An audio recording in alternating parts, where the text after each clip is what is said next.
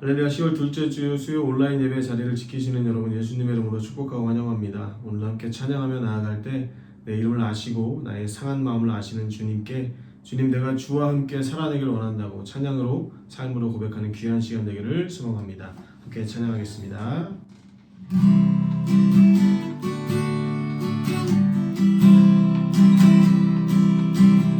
온 땅에 주인 되신 주님이 내 이름 아시며 상한 맘 돌보네. 어둠을 밝히시는 새벽별 방황하는 내 맘 주의 길 비추시네.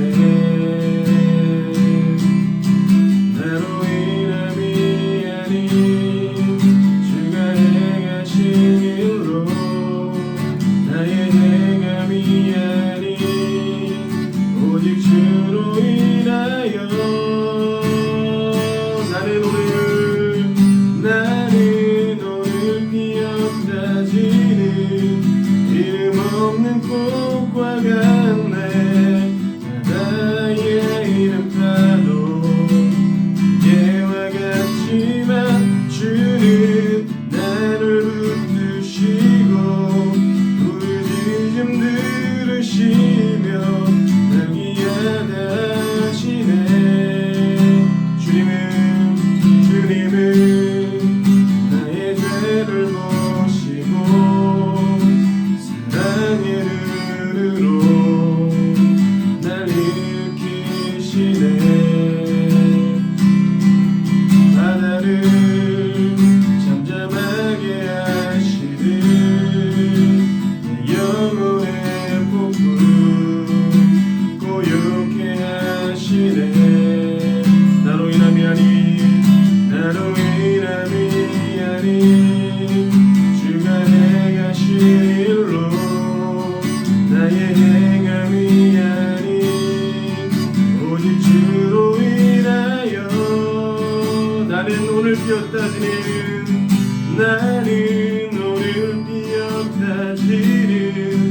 이름 없는 꽃과 같네. 바다의 이름 파도 예와 같지만 주는 나를 붙드시고 부르짖음 들으시며 날 위하다 하시네. 나는 오늘 피었다지는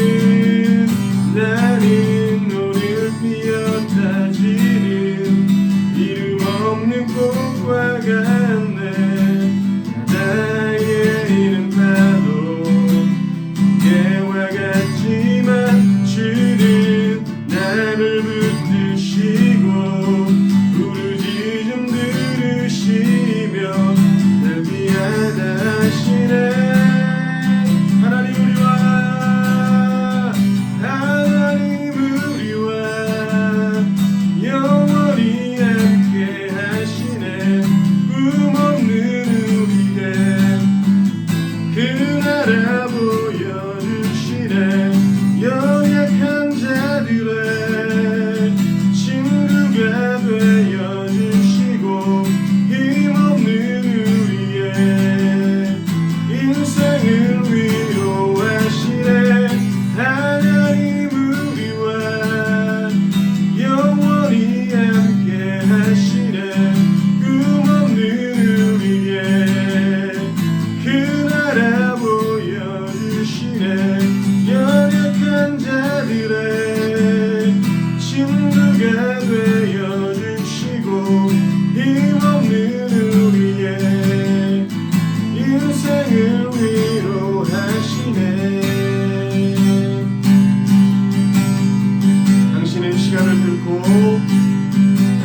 시간을 뚫고 땅 가운데 오셨네. 우리 없는 하늘 원치 않아 우리 삶에 오셨네. 자신의 편안 버리고 우리에게 평안 주셨네. 가장 낮은 자의 모습으로 우리 삶 삶에 오셨네.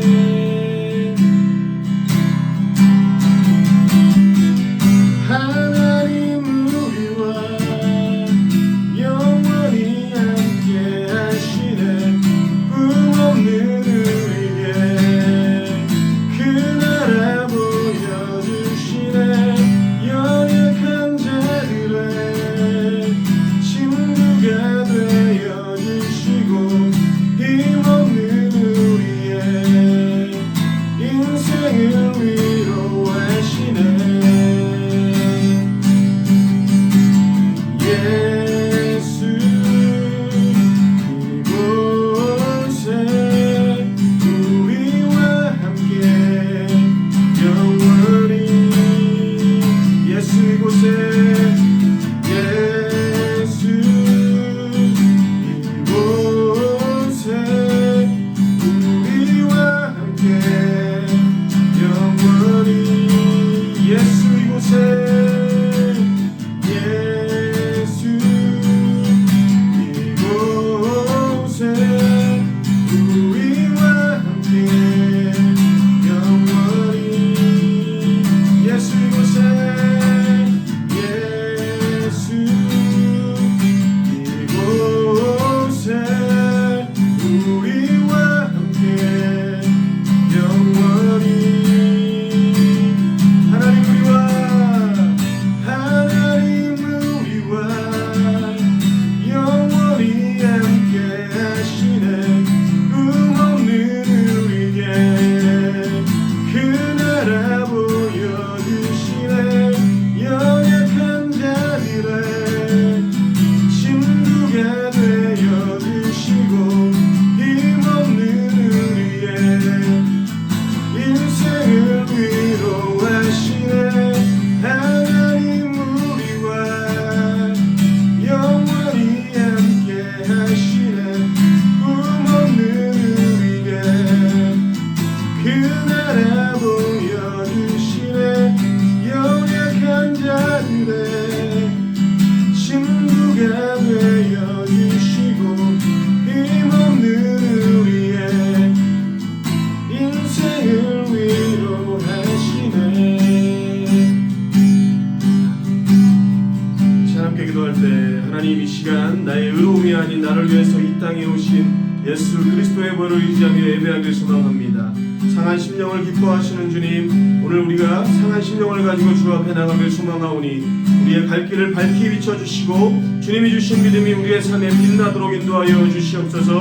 함께 입술을 열어 기도하길 소망합니다. 함께 기도하겠습니다.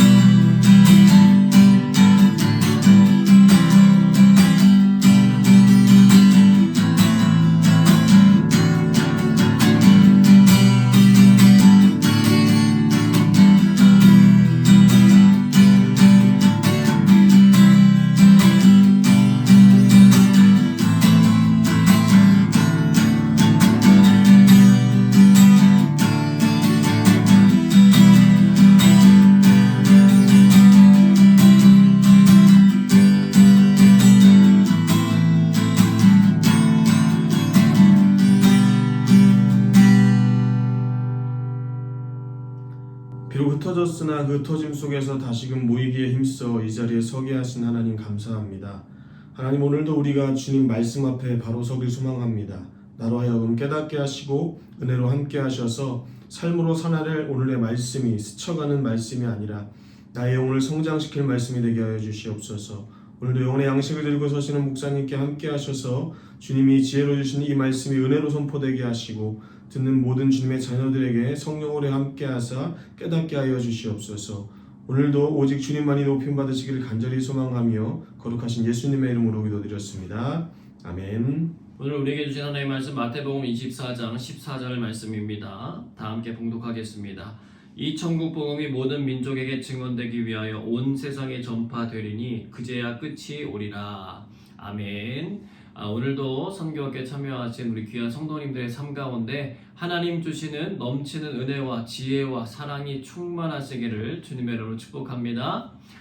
선교학교 첫 번째 시간에 우리는 하나님께서 아브라함과 이스라엘 민족 그리고 초대교회와 요한계시록을 통해서 드러내신 하나님의 선교에 대해서 함께 나눴습니다. 두 번째 시간에는 하나님의 영광이라고 하는 주제로 동전의 양면과 같이 이 선교와 예배가 아주 긴밀하게 맞물려 있다라고 하는 것에 대해서 함께 나누었습니다. 오늘은 세 번째 시간으로 하나님 나라라고 하는 개념을 통해 이뤄가시는 선교에 대해서 살펴보고자 합니다. 오늘 첫 번째로 살펴볼 것은 하나님 나라의 개념입니다. 여러분, 나라라고 하는 단어는요, 어떤 왕의 권세가 미치는 지리적인 영역일 뿐만 아니라 그 영토에 속하는 사람들을 지칭합니다. 그런데 나라라고 번역된 구약의 히브리어 말쿠스하고 신약의 헬라어 바실레이아는 어떤 의미를 가지고 있냐면 모두 다 왕의 지위와 권력과 주권을 나타냅니다. 즉 주권자가 그의 권위를 행사하는 영역을 가리키는 것입니다. 근데 시편 103편 19절을 보겠습니다. 같이 읽습니다. 여호와께서 그의 보좌를 하늘에 세우시고 그의 왕권으로 만유를 다스리시도다. 시편 145편 13절도 같이 읽어보겠습니다. 나라는 영원한 나라이니 주의 통치는 대대에 이르리이다. 여러분 읽어보셔서 아시겠지만 하나님이 통치하시는 영토는 하늘과 땅 모든 곳입니다. 하지만 이 본문들에서 강조하고 있는 하나님의 나라는 그분의 통치가 임하는 영토적인 개념보다는 하나님의 통치 그 자체에 있다라고 하는 것입니다. 마가복음 10장 15절의 말씀입니다. 내가 진실로 너에게 이르노니 누구든지 하나님의 나라를 어린아이와 같이 받들지 않는 자는 결단코 그곳에 들어가지 못하리라 하시고, 여러분 이거 예수님의 말씀에 나오는 것인데요. 하나님의 나라를 받든다라고 하는 이 말은 무슨 의미입니까? 교회를 받든다? 아니면 하늘나라를 받든다? 아닙니다. 하나님의 통치를 이야기하는 것입니다. 장차 하나님 나라의 영역에 들어가려면 지금 이 땅에 살지만 하나님의 통치를 완벽하게 신뢰하고 따라가야 한다라고 하는 말씀을 해주신 것입니다. 예수님께서 제자들에게 기도하는 법을 가르쳐 주시는 과정에서 하나님의 이런 통치권에 대한 중요한 언급을 해주세요. 마태복음 6장 10절인데 같이 읽습니다. 나라가 임하시오며 뜻이 하늘에서 이루어진 것 같이 땅에서도 이루어지이다. 여러분 나라가 임한다는 말이 무슨 말입니까?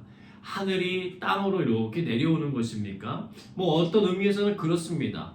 왜냐하면 하늘은 시편 103편 19절에서 아까 우리가 살펴봤던 것처럼 하나님의 보좌가 온전하게 세워져 있고 하나님의 통치가 이루어지는 곳이기 때문에 그렇습니다. 근데 여기서의 강조점은 하나님의 뜻이 이루어지는 거예요. 즉 하나님의 통치가 이 땅 가운데 이루어지기를 기도하는 것입니다. 자, 그렇다고 한다면 두 번째로 하나님 나라의 시대적인 구분을 한번 살펴보겠습니다. 가장 먼저는 그리스도의 초림, 즉 약 2000년 전 이 땅에 오셨던 예수님에 대한 부분을 살펴볼 텐데요. 구약에 보면 나라들에 대한 예언이 담겨있는 대표적인 선지서가 있는데 그것이 다니엘 선지서입니다. 다니엘 2장에 보면 느부갓네살 왕이 환상을 보게 되는데요. 순금으로 된 머리, 그리고 은으로 된 가슴, 노수로 된 넓적다리와 철로 된 종아리, 그리고 철과 진흙으로 된 발을 가진 거대한 신상이 나옵니다. 그 다음에는 사람이 자르거나 모양을 만들지 않은 뜨인 돌 하나가 그 신상을 쳐서 부서뜨려서 가루로 만들어버리는 것을 보게 됩니다. 그리고 이 먼지는 바람에 날려서 간 곳이 없게 되어버리고 신상을 파괴했던 돌은 오히려 태산을 이뤄서 온 세계에 가득하게 되는 내용입니다. 이 꿈에 대한 다니엘의 해석은 이렇습니다. 다니엘 2장 44절 45절을 보니까요. 이 여러 왕들의 시대에 하늘의 하나님이 한 나라를 세우시리니 이것은 영원히 망하지도 아니할 것이요 그 국권이 다른 백성에게로 돌아가지도 아니할 것이요 도리어 이 모든 나라를 쳐서 멸망시키고 영원히 설 것이라. 손대지 아니한 돌이 산에서 나와서 쇠와 녹과 진흙과 은과 금을 부서뜨린 것을 왕께서 보신 것은 크신 하나님이 장래일을 왕께 알게 하려 하신 것이라. 이 꿈은 참되고 이 해석은 확실하나이다 하니. 즉 역사 대부분을 지배해온 악한 사람들의 주권이 하나님 나라가 임하는 위대한 이례적인 사건을 통해서 사라져버리고 온 세상 가운데 의로 채워질 하나님의 권능을 강력하게 표현하는 것이었습니다. 마태복음 3장 2절입니다. 회개하라 천국이 가까이 왔느니라 하였으니. 여러분 세례 요한은요 구약에서 이렇게 예언된 하나님의 나라가 갑자기 도래하는 것으로 이해했습니다. 마태복음 3장 11절로 12절의 말씀입니다. 너희로 회개하게 하기 위하여 물로 세례를 베풀거니와 내 뒤에 오시는 이는 나보다 능력이 많으시니 나는 그의 신을 들기도 감당하지 못하겠노라.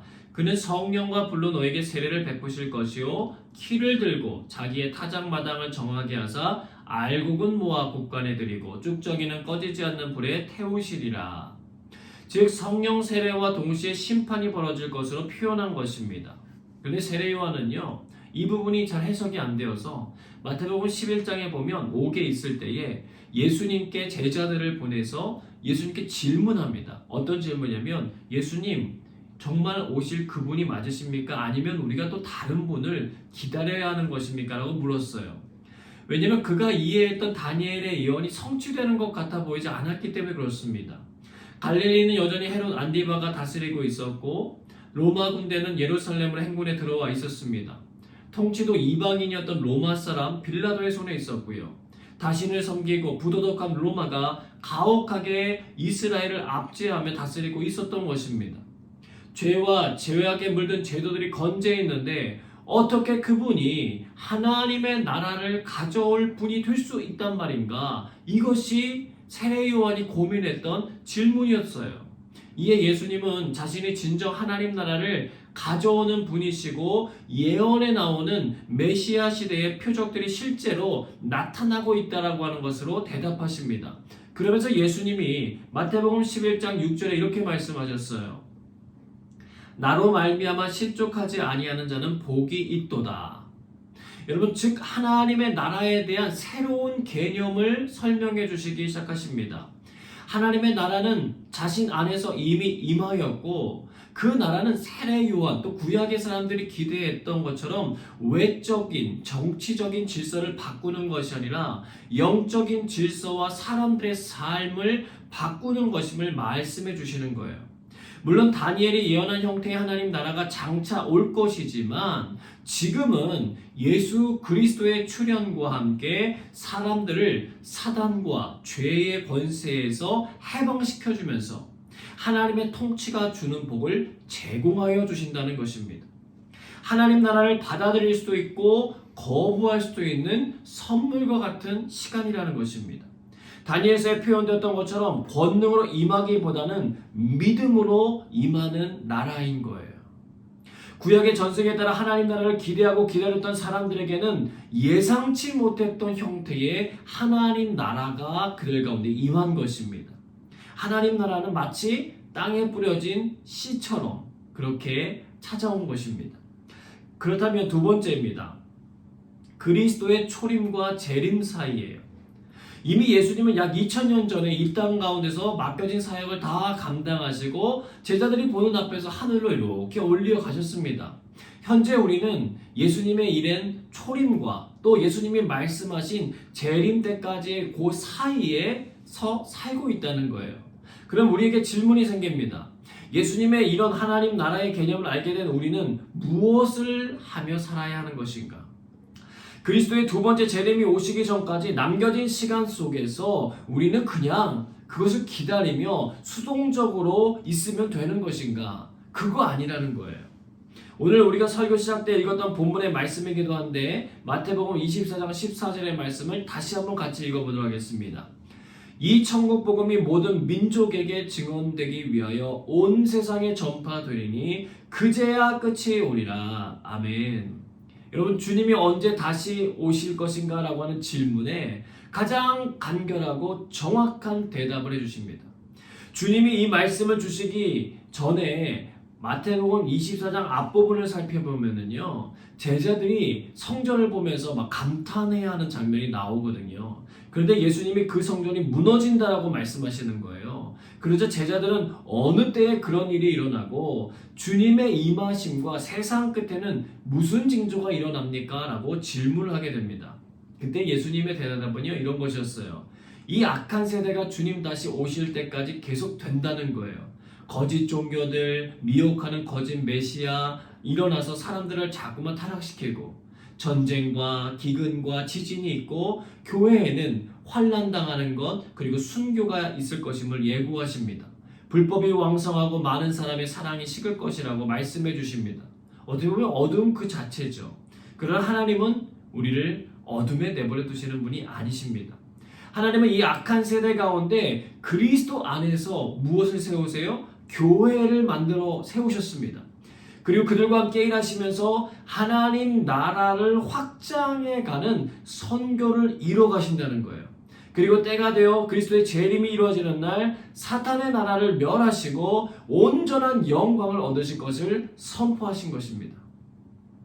자, 그렇다면 우리는 마태복음 24장 14절을 통해서 하나님 나라의 선교에 대해서 좀 더 살펴볼 필요가 있습니다. 왜냐하면 우리가 살고 있는 현재 진행형인 하나님 나라의 모습이 그 안에 담겨져 있기 때문에 그렇습니다.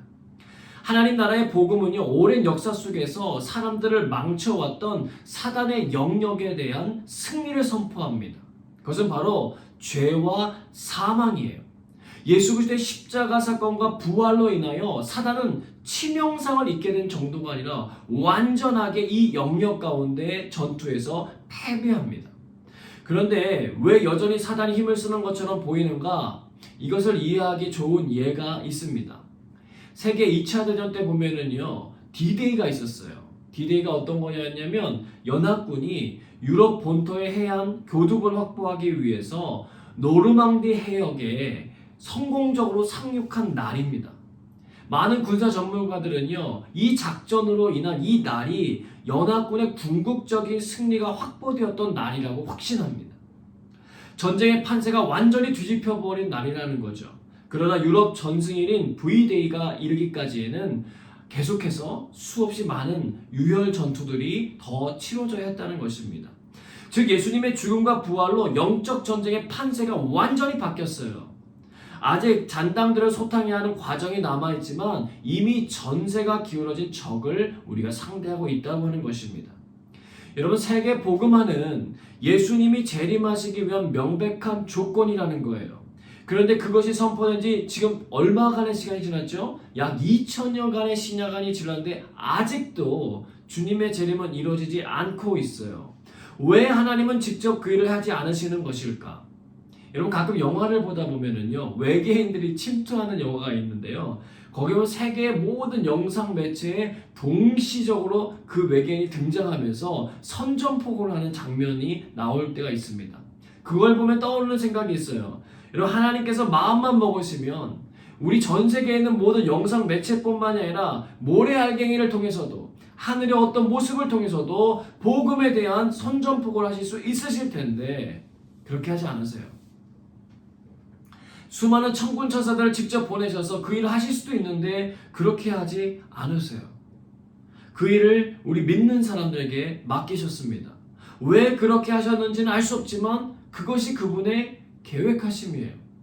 분명한 사실은 하나님이 우리에게 그 임무를 맡기셨고 우리가 그 일을 하지 않으면 그 일이 완수되지 않는다는 것입니다.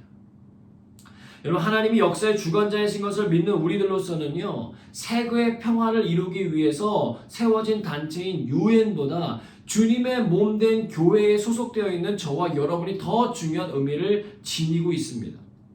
영원한 관점으로 바라봤을 때 교회의 선교가 군대의 진군보다 더 중요하기 때문에 그래요.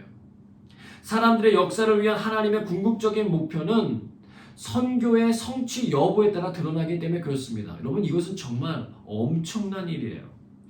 그런데 반대로 사단은요, 이런 하나님의 계획을 알기 때문에 우리 믿는 사람들이 이렇게 선교에 참여하는 것을 방해합니다. 복음을 전하지 못하도록 인도합니다. 왜요? 주님이 오시는 날 그들은 멸망하기 때문에 그래요. 여러 가지 방법을 동원해서 우리가 가서 복음을 전해야 할 곳들이 있는데도 가지 못하도록 막아섭니다.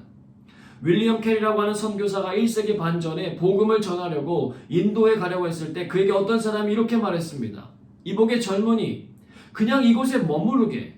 하나님이 이교도들을 복음화시키려고 하셨다면 자네의 도움 없이도 그 일을 하실 거야. 여러분, 정말 그럴싸해 보이는 말이잖아요. 그러나 그 말 때문에 거기서 멈춰서지 않고요. 하나님이 주신 말씀의 비전을 붙들고 결국 그 자리를 박차고 나아가 인도로 가게 되었고 그곳에서 현대 선교의 새로운 장을 열게 되었습니다. 근데 여러분, 이 복음의 소식이 전해지는 속도가 매우 가속화되었다는 사실을 아실 것이에요. 불과 50년도 안 되는 시간 동안요, 우리가 살고 있는 세상은요, 엄청난 과학기술의 발전이 있었습니다. 집집마다 컴퓨터는 물론이고요, 스마트폰 시대가 열렸어요. 성경이요, 2000개 이상의 언어로 번역되었고요, 해마다 그 숫자가 늘어가고 있습니다. 이제는 산간 오지에서도 인터넷이나 위성방송을 접할 수 있는 시대가 열리고 있습니다. 코로나 시대를 겪으면서 이 일은 더욱 가속화되고 있어요. 현장에서 활발하게 이루어지었던 복음 사역이 이제는 온라인을 통해서 퍼져나가기 시작하면서 국경이 무너졌습니다. 이제 마음만 있으면 언제 어디서든지 접속하여 복음의 소식을 나눌 수 있게 되었다는 거예요. 주님의 재림이 더욱 가까이 다가오고 있음을 피부적으로 느낄 수 있는 대목입니다. 그렇다고 한다면 우리가 해야 할 일은 무엇인가? 이런 하나님 나라의 선교 DNA를 가지고 성령님이 이끄시는 대로 복음을 전하기 위하여 우리가 할 수 있는 한 모든 민족에게 최선을 다해 나아가 복음을 전해야 합니다. 때에 따라 우리가 직접 가야 할 수도 있고 때로는 보내는 선교 사역을 감당해야 할 수도 있습니다. 아직도 복음을 자신들의 언어로 듣지 못하는 사람들을 위하여 성경 번역 운동하는 그 사람들에게 우리가 기도해주고 그들을 후원해야 됩니다. 미정도 종족을 향하여 나아가려고 하는 선교사들을 발굴하고 키우고 그들과 협력할 수 있어야 합니다. 각종 기독교 방송 매체들을 후원하는 일로도 참여할 수가 있습니다. 우리가 마음만 먹는다면 하나님께서 우리에게 맡기신 이 선교 사역에 참여할 수 있는 길이 너무나 많이 있다는 거예요. 우리는 예수님의 재림이 오기를 가만히 앉아 기다리는 사람들이 아니라 그날이 오는 것을 앞당길 수 있는 엄청난 존재들이라고 하는 것을 여러분 깨달으시길 바랍니다. 근데 우리가 알다시피요, 복음 선교의 과정은요, 우리들의 힘과 능력으로 할 수 있는 일은 아닙니다. 생명을 구원하는 일은요, 전적인 하나님의 은혜와 도움이 필요합니다. 그래서 우리가 모든 선교 사역을 진행함에 있어서 가장 기초에 두어야 될 것이 있는데 그것이 바로 기도라고 하는 거예요. 하나님 나라의 기도에 대해서 살펴볼 필요가 있습니다. 주님께서는요, 우리에게 기도하는 법을 알려주셨어요. 여러분, 기도는 하나님 나라의 선교를 이루는 가장 강력한 무기인데 그 작동법을 제대로 모르면 안 됩니다. 마치 스마트폰 안에 엄청난 기능들이 많이 있는데도 여전히 전화기와 문자 메시지를 보내는 정도로만 사용하는 이들도 있다는 거예요. 여러분, 예수님은 누가복음 18장을 통해서 간청하는 기도에 대해서 알려주셨습니다. 부패한 재판관 그리고 억울한 일을 당한 과부의 이야기죠.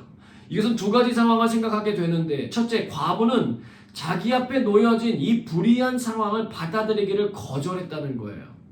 타락한 세상이 그냥 흘러가는 대로 그냥 두지 않고 거슬러 싸우기로 결정한 것입니다. 둘째로, 과부는 끝까지 포기하지 않았어요. 여러분, 이것이 하나님 나라를 사모하는 자들에게 필요한 기도의 모습이라는 것입니다. 예수님께서도 생애에 중대한 결정들을 내리시기 전에 간청하는 기도를 드리셨어요. 누가복음 6장에 보면 제자들을 택할 때 그리하셨습니다. 제자가 되기에는 뭔가 부족해 보이는 사람들을 제대로 택하신 이유는 단 한 가지였어요. 그들을 선택하기 전에 하나님 앞에 기도하셨다는 것입니다. 또 예수님은 수많은 사람들로부터 많은 것이 요구되는 바쁜 날에 더 시간을 내어 기도하셨습니다. 또 시험이 오기 전과 시험을 받는 동안에도 기도하셨습니다. 악한 때가 찾아올 때 예수님과 제자들의 차이는 한 가지였습니다. 예수님은 계속해서 기도하셨고 제자들은 잠들었습니다. 오늘날 사람들은 모였다 하면 교회 안에서 이루어지는 많은 일들을 논의하기에 바쁩니다. 설교가 지루하다, 예배가 공허하다, 교제가 피상적이다, 전도는 비효과적이다. 그런데 문제는 뭐냐면요, 정작 그 일을 위해 기도하는 시간을 가지지 않는다는 거예요. 그것은 기도가 어떤 변화를 가져올 거라고 기대하지도 믿지도 않기 때문에 그렇습니다. 우리는 과부가 불의한 상황을 받아들이기를 거절한 것처럼 무력함과 연약함이 가득한 우리들의 현 주소를 그냥 받아들이지 말고 거절해야 합니다. 일어나서 하나님 앞에 간청하고 하나님 앞에 기도해야 합니다. 사람들이 거룩한 분노를 잃어가고 있는 시대에 우리가 살고 있어요. 사람들은 구약 성경에 나오는 하나님의 진노에 대해서 불평불만을 늘어놓는데 여러분 그것은 그 결과가 어떤 것인지 모르기 때문에 그렇습니다. 하나님이 진노하지 않는다고 그냥 내버려 둔다면 그들이 결국 가는 길은 죽음의 길이요 영원한 멸망의 길이라는 거예요. 여러분 우리는요 예수님이 예시로 가르쳐 주신 주기도문을 가지고 하나님 앞에 간청할 필요가 있습니다. 우리의 삶의 자리에 하나님의 나라가 임하기를 사모해야 합니다. 하나님의 이름이 거룩히 여김을 받도록 우리가 간청해야 합니다. 그분의 영광과 존귀하심이 드러나기를 기도해야 합니다. 악에서 우리를 구하시도록 적극적으로 기도해야 합니다. 그것이 우리의 삶의 차이와 변화를 가져다 주기 때문입니다. 더 나아가 보다 더 전략적으로 기도해야 됩니다. 국가별 기도 네트워크인 국제기도협의회 회장인 존 로비라고 하는 사람은 23년 동안 월드비전에서 일하면서요. 전 세계를 돌아다녔을 뿐 아니라 50여 개국에서 국제기도 지도자 팀과 함께 초교파 기도 운동을 연 사람입니다. 기도의 능력에 대한 예시로 실제 겪어했던 일을 이야기하고 있는데요. 에티오피아 아다스 아바바에서 차로 2시간가량 떨어진 메마른 골짜기 아와시강 제방에 거대한 나무 한 그루가 있었다고 합니다. 강물을 육지로 끌어올릴 수가 없었기 때문에 그 지역에 사는 사람들은요 오랫동안 기근에 시달렸대요. 그런데 그들은 그 가운데서도 꿋꿋하게 살아있는 이 나무에 찾아와서 절도 하고 입을 맞추기도 하고 동물의 제사를 드리면서 정령 숭배를 하는 거예요. 1989년 월드비전이 그곳에 관계시설 설립을 하려고 했을 때에 그 나무가 가장 큰 걸림돌이었다고 합니다. 그 나무는 단순한 나무가 아니라 하나님 나라에 들어가는데 그 백성들이 들어가는 데 있어서 가장 큰 우상이었다는 거예요. 그는 월드비전 직원들과 함께 마태복음 21장 21절에 나오는 믿음이 있고 의심하지 않으면 이 나무들을 뽑혀서 저리로 옮겨지라 할지라도 하는 그 말씀을 붙들고요. 골리앗처럼 서 있는 그 나무를 꺾어달라고 하나님께 기도하기 시작합니다. 마을 사람들도 어느 사이 그 나무를 놓고 그들이 기도하고 있다는 사실을 알게 돼요. 그런데 6개월 후에요. 그 나무가 처음으로 마르기 시작합니다. 그리고 마치 급소를 얻어맞은 거인처럼 강으로 쓰러지더라는 거예요. 사람들은요. 당신들의 하나님이 이 일을 했소! 라고 말하고 몇 주가 지나지 않아서 100명의 마을 사람들이 예수 그리스도를 영접하는 일이 생겨나게 되었다는 것입니다. 여러분 각 지역마다 세워진 견고한 진들이 있습니다. 하나님 나라의 싸움은 사람에 대한 것이 아닙니다. 악한 영들을 상대하는 거예요. 근데 그에 맞서게 하기 위해 하나님이 우리에게 주신 가장 강력한 무기가 기도입니다. 근데 그런 능력이 나타나다 보니까 기도를 통해서 마치 우리가 강한 존재라고 생각하게 되는 유혹에 빠질 수도 있어요. 마치 마술 공식이나 효과를 보장하는 절차로 기도를 사용하는 경우도 있을 수 있다는 것입니다. 그런데 기도는요, 하나님이 우리를 그분의 일에 끌어들이시는 방식이에요. 우리가 기도하지만 모든 것 이루어지는 것 아닙니다. 하나님의 때가 있고 하나님의 방법이 있다는 거예요.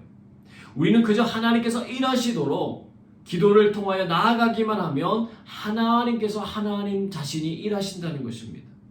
무엇보다도 오늘 마태복음 24장 14절의 말씀을 기억하면서 우리가 해야 할 기도가 더욱더 분명해지는데요. 그것은 바로 미전도 종족들에 대한 기도라고 하는 것입니다. 이런 화면을 한번 보도록 하겠습니다. 가운데 표시가 되어 있는 부분이 있는데 바로 10-40창 지역입니다. 이건 무엇이냐면 북위 10도에서 40도 사이의 지역을 일컫는데요.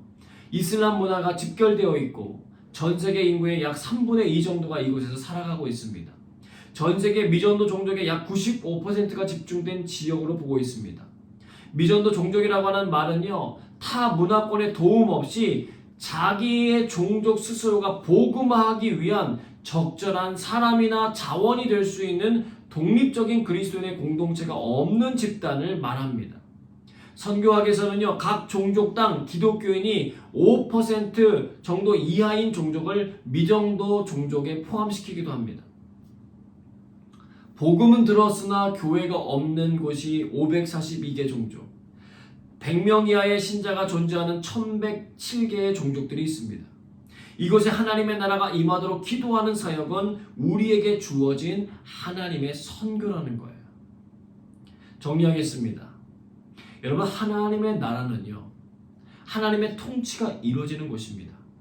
구약시대에 한 번의 사건으로 임하는 하나님 나라를 기다렸지만 예수님이 오시면서 하나님의 나라는 두 개의 개념으로 바뀌게 돼요.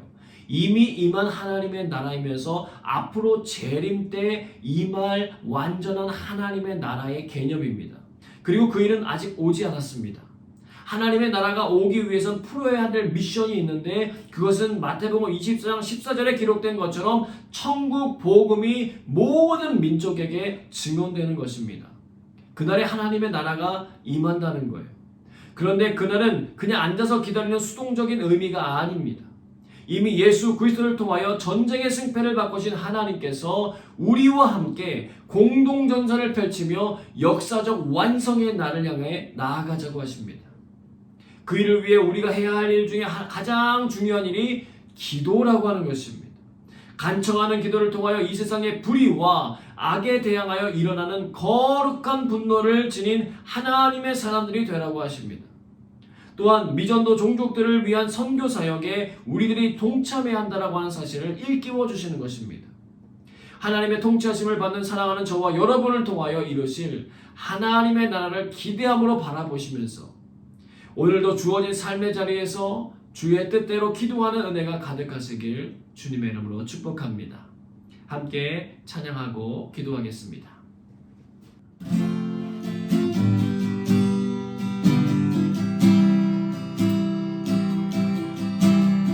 주님 다시 오실 때까지 나는 이 길을 가리라. 좁은 길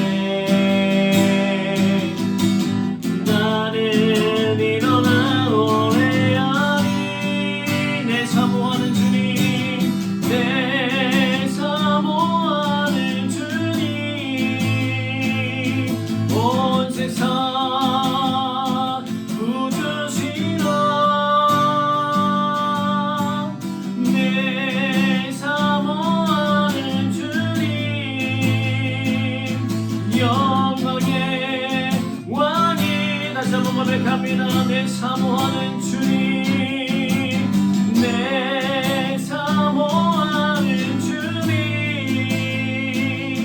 온 세상 부주시러. 내 사모하는 주님, 영광의 왕이시라.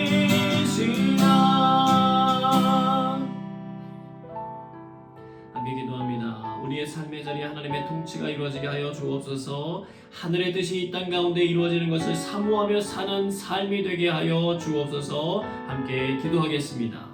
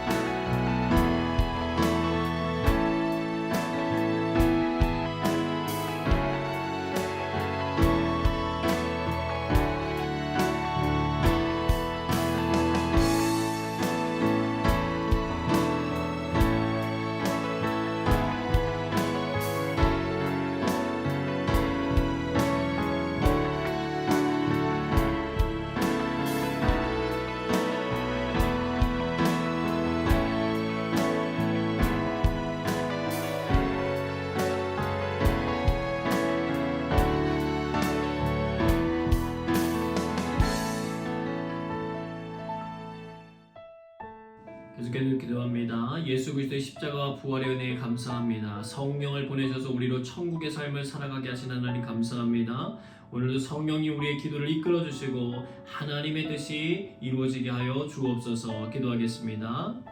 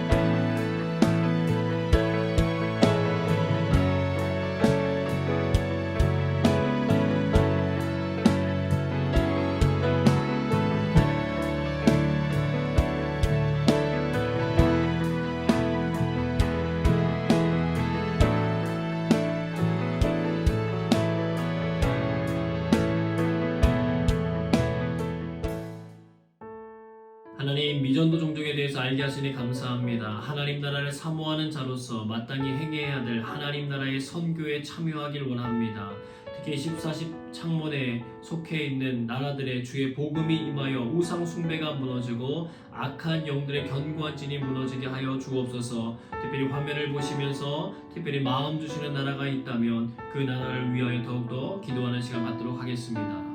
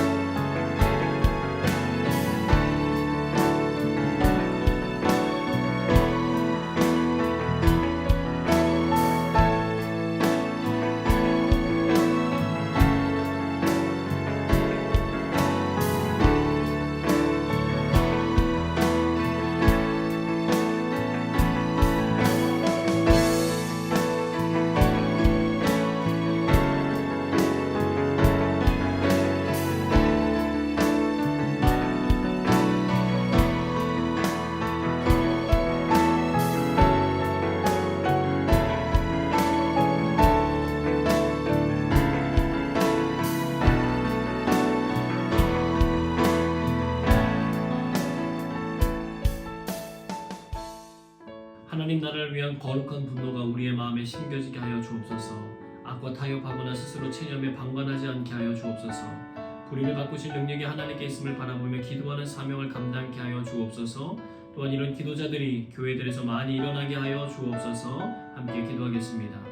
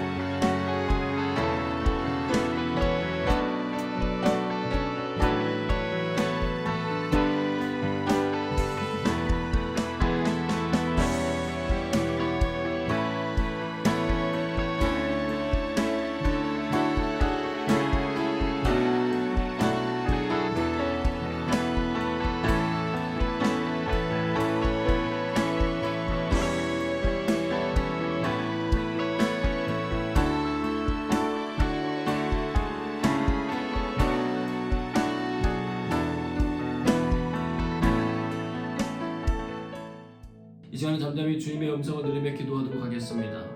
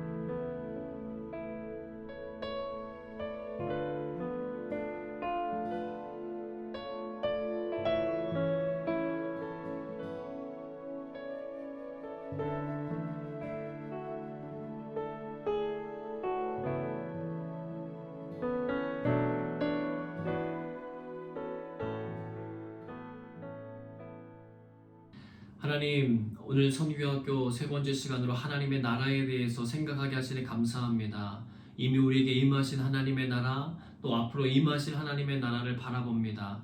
그 사이에서 우리가 감당해야 될 복음의 사명이 있습니다. 기도의 사명이 있습니다. 전도의 사명이 있습니다. 아버지 하나님, 그 일들을 잘 감당할 수 있도록 사명자로서의 삶을 살게 하시고, 주님, 우리의 눈과 귀를 열어주셔서 하나님께서 부르신 그 아름다운 삶의 자리를 잘 지켜나가도록 인도하여 주시옵소서. 또한 기도하는 자들을 일으켜 주시고, 아버지 하나님, 모든 민족이 구원받기까지 쉬지 아니하시는 하나님 아버지의 마음을 가슴에 품고 일어나는 많은 선교사들이 일어나게 하시고, 저들의 민족 가운데 주께로 돌아오기 위하여 하나님 변화되어야 될 키퍼슨과 같은 사람들이 변화와 성장을 경험하게 하셔서 전 세계 열방 가운데 하나님의 복음이 증거되게 하시고, 그로 말미암아 임재하시는 하나님의 나라를 사모하며 기다리는 하나님의 백성들 되도록 인도하여 주시옵소서. 하나님, 불의에 대하여서, 하나님 이 악에 대하여서 하나님 우리가 깨어있게 하여 주시고, 그 일들을 위해 하나님의 거룩한 분노를 가지고 간청하는 기도자들이 일어나게 하셔서 합력하여 선을 이루시는 하나님의 영광을 경험하게 도와주시고, 온 세상 열방 가운데 주의 부흥과 회복과 은혜의 역사들이 나타날 수 있도록 주님 도와 주시옵소서. 주님보다 앞서지 않으면서 주님과 동행하면서 함께 걸어가게 하시고, 하나님 나라의 영광을 위하여 우리를 초청하시는 그 부름의 자리 우리가 날마다 지켜 행함으로 믿음의 선교의 역사들이 흘러차고 넘쳐가는 것들을 경험하게 하여 주옵소서. 소외된 적 없도록 하나님의 사람들 세워주시고 깨닫게 해주시고 알게 해주셔서 오늘도 기도하는 각자의 자리마다 하나님의 은혜가 풍성하게 나타나는 것들을 경험하게 하여 주옵소서. 온전히 모든 것들을 이루신 하나님께 감사드리며 예수 그리스도의 이름으로 기도드리옵나이다. 아멘. 이제는 우리 구주 예수 그리스도의 은혜와 하나님 아버지의 그 크신 사랑하심과 성령의 역사하심이 하나님의 나라가 이 땅 가운데 이루어지기를 소망하며 기도하는 주의 귀한 백성들 가운데 함께하사